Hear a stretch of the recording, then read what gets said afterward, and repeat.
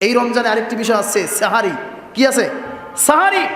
সাহারি খাওয়া সুন্নাহ। সাহারি খাওয়া কি সুন্নাহ?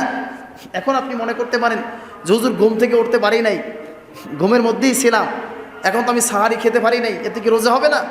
রোজা হওয়া নেওয়ার মধ্যে এখানে এরকম কোনো পার্থক্য নাই, রোজা হবে, কিন্তু সুন্নাত আদায় করতে আপনি পারলেন না। আপনি যেহেতু ঘুম থেকে জাগতে পারেন নাই, আবার আপনি ঘুম থেকে উঠেছেন, রুচি নাই, খেতে মনে চায় না, আপনি কিছু খাইলেন না, তাতেও রোজা হবে, কিন্তু সুন্নাতের খেলাফ হলো।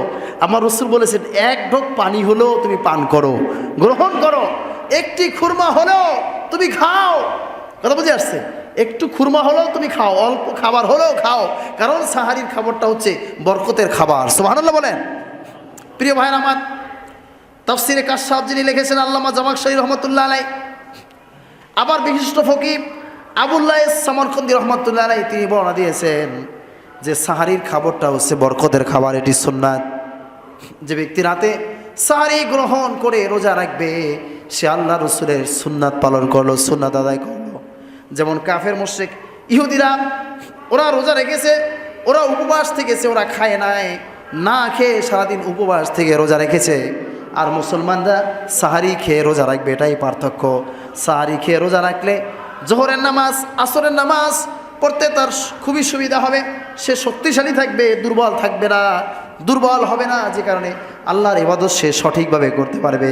এই জন্য শরিয়াত সাহারির ব্যবস্থা করেছে, যে কারণে আল্লাহ রসুল বলেছেন সাহারির খাবার বরকত, আর সাহারি গ্রহণ করা হচ্ছে সুন্নাহ। সুবহানাল্লাহ।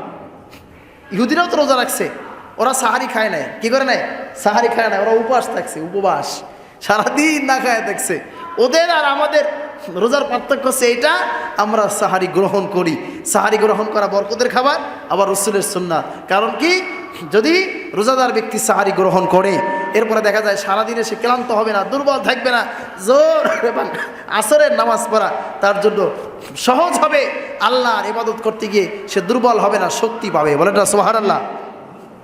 এজন্য আপনাদের খেদমতে আরজ করতে চাই, আপনারা ইচ্ছা করে সাহারি পরিত্যাগ করবেন না, সাহারি পরিত্যাগ করবেন না।